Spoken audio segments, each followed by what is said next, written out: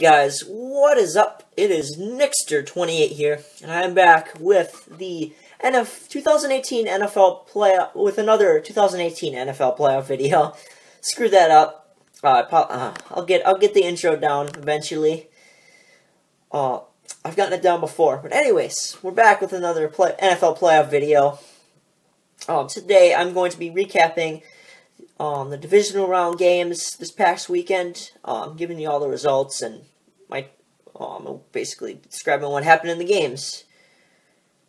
So we have the Eagles and the Falcons to start off. The final score was 15-10. The Philadelphia Eagles got the W.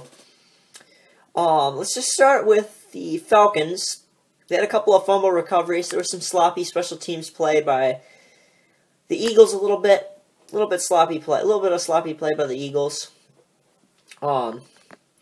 Game leaders for the Falcons: Matt Ryan, 22 completions on 36 attempts, 210 yards, and 1 touchdown pass. Tevin Coleman was the leading rusher with 10 rushes and 79 yards and 7.9 yards a carry.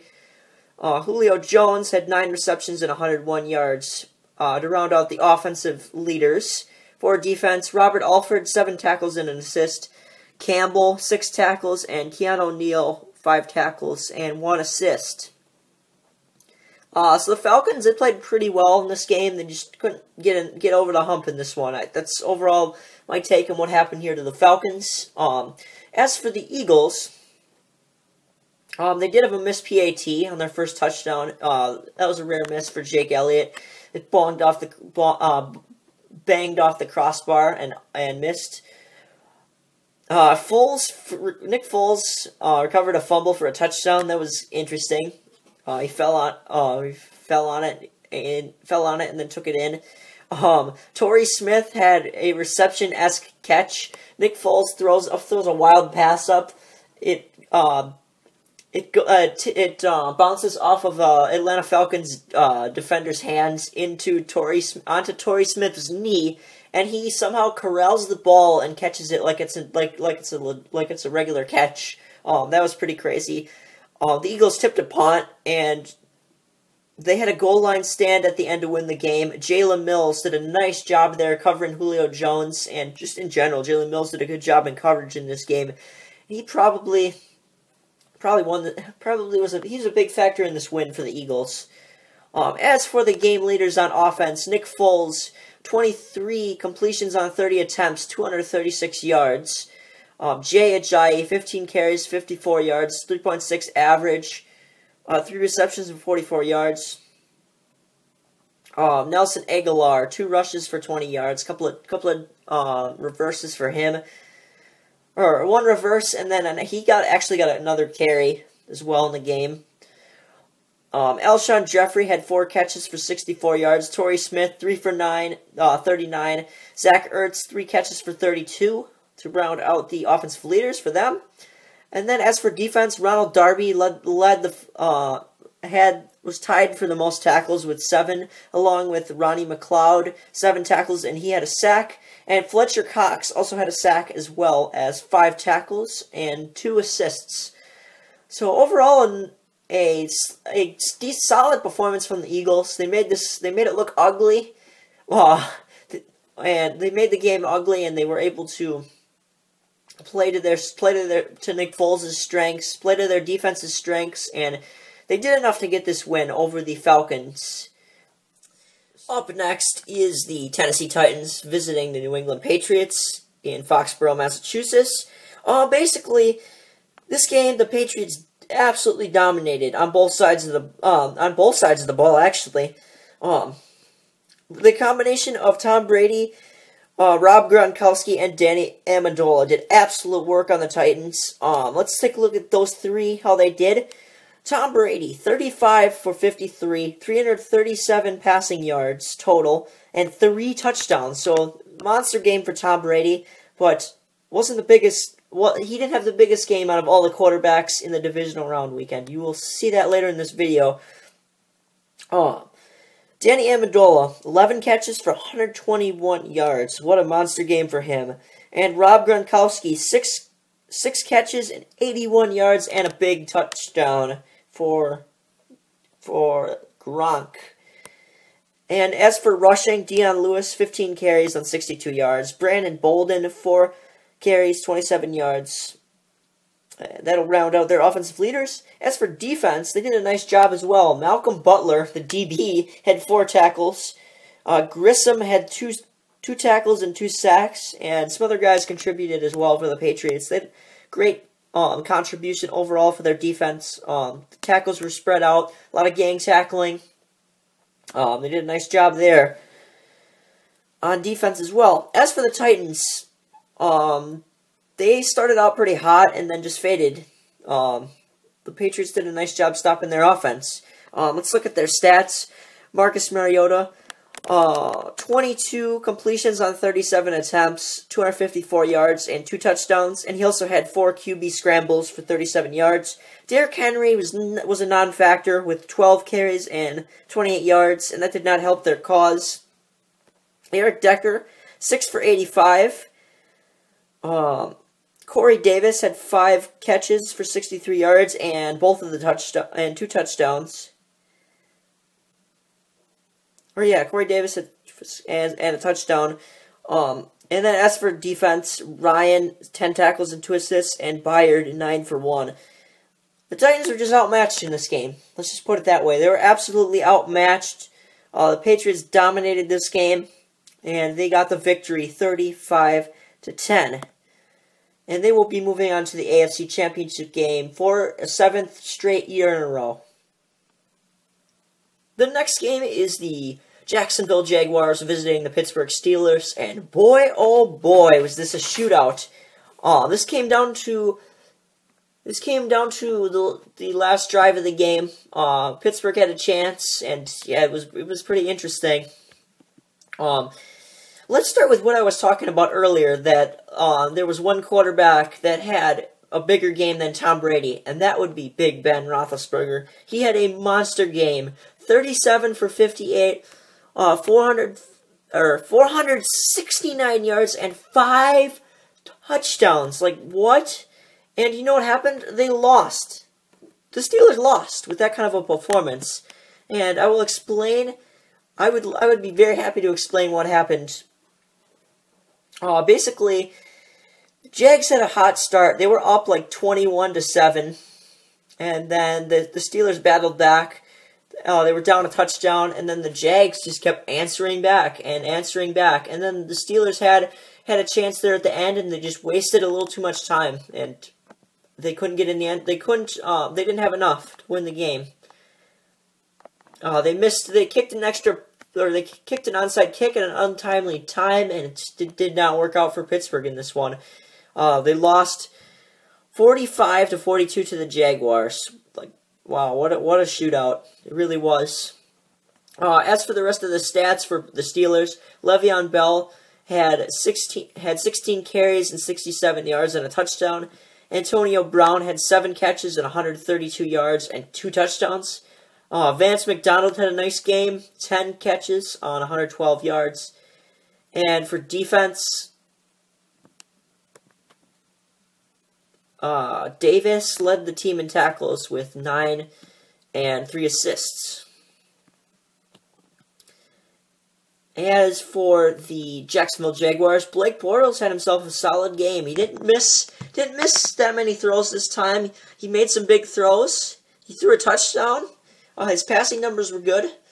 14 completions on 26 attempts and 214 yards and a touchdown, like I just said. He had a solid game. He really did. Much better than the wildcard game. Leonard Fournette, he had a whale of a game. 25 carries, 109 yards, and 3 touchdowns. Wow, that's impressive. And also, I did not mention, Bortles had 5 scrambles for 35 yards as well. TJ Yeldon had 3 catches for 57 yards to lead the team in receiving. Cole had 1 catch for 45 big yards. Marquise Lee had 3 catches and 28 yards. And their leading tackler, Smith, had 14, as well as 2 assisted tackles. So the overall summary of this game is that it was a shootout. and it was too little, too late for the Steelers.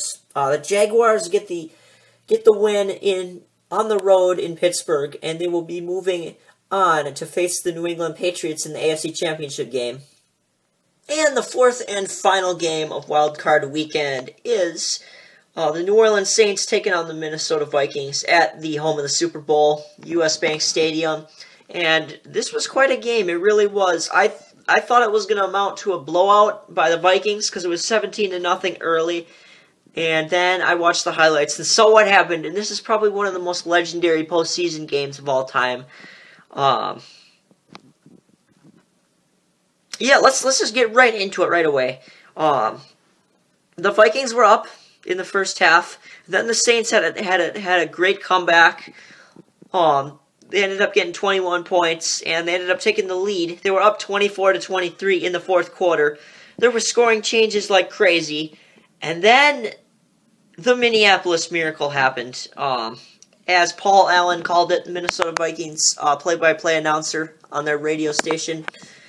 Yeah, the Minneapolis Miracle. And let me just break this down for you. If you haven't seen it, you better go watch it on NFL's YouTube channel.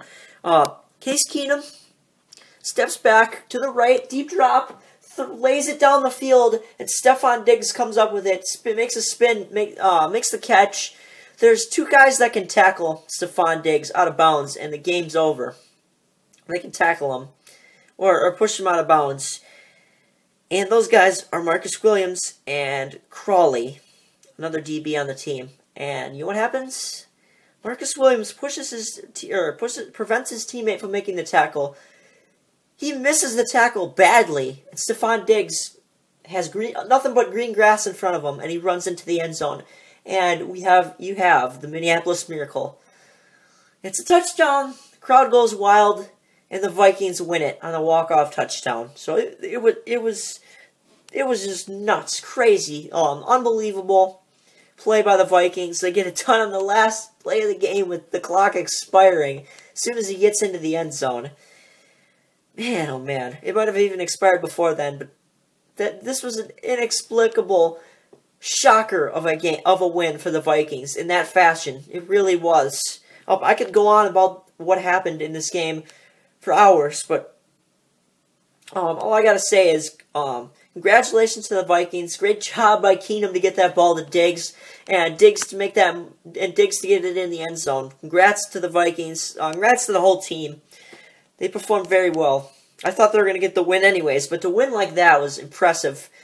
And good game to the Saints. They played really well, but that mistake by Marcus Williams, even though he's a rookie, was devastating. I hope that doesn't hurt the rest of the guy's career, because I think he's going to have a promising career in the future. And just maybe, the Saints will be back next year in this position to go to the NFC Championship game. Let's just go over the stats, and then I will wrap this up. Case Keenum, 25 for 40, 318 yards, and the game-winning touchdown pass. Latavius Murray had 19 carries for 50 yards and a touchdown. His counterpart, Jared McKinnon, had 8 carries for 34 yards and a touchdown. Stephon Diggs, 6 for 137 yards and the game-winning touchdown catch. Adam Thielen, 6 catches for 74 yards. Those two receivers they're just lethal weapons out there. And then as for the number 1 ranked defense in the NFL, Kendrick, 7 tackles and 3 assists. Harrison Smith, 6 tackles and an assist. Sadejo with 4 tackles. Everson Griffin with 2 tackles and a spectacular interception. It was outstanding. The D was just balling out there. And as for the losing New Orleans Saints, who fought hard but couldn't get it done, here's their stats. Drew Brees, 25 completions on 40 attempts, 294 yards and 3 touchdowns. Alvin Kamara, 11 carries, 43 yards. 10 carries for Ingram and 25 yards. Also, Drew Brees had a fumble, which didn't help. They turned the ball over a couple times. And the Vikings played turnover-free football, I believe. Don't quote me on that, though. As for receiving for the Saints, Michael Thomas had 7 catches for 85 yards, and Ted Ginn did his job with 8 catches and 72 yards. As for their defense, Manti Te'o with 6 tackles and 4 assists, Von Bell with 5 tackles and 3, Marcus Williams, the guy that cost the Saints the game, he was the main reason. Not the only guy that cost them the game, but he was the main reason. They lost, but he played, besides costing them the game, he had 3 tackles, 2 assists, and an interception. So no, they didn't play turnover-free football. Never mind. Case Keenum threw that pick to Marcus Williams. I forgot about that. And then Crawley had 4 tackles and 2 assists. So, congratulations to the Vikings. Good job to the Saints once again. And the Vikings will be moving on to the NFC Championship game to take on the Philadelphia Eagles. I hope you all enjoyed my recap of the divisional round. I will be back next week to... Or not... Yeah, I will be back next week to recap the... Yeah, I'll be back next week to recap those games. But I'm really looking forward to making my predictions. I'll be back tomorrow to make my predictions for the NFC and AFC Championships games. So I'll see you all then. Bye, guys.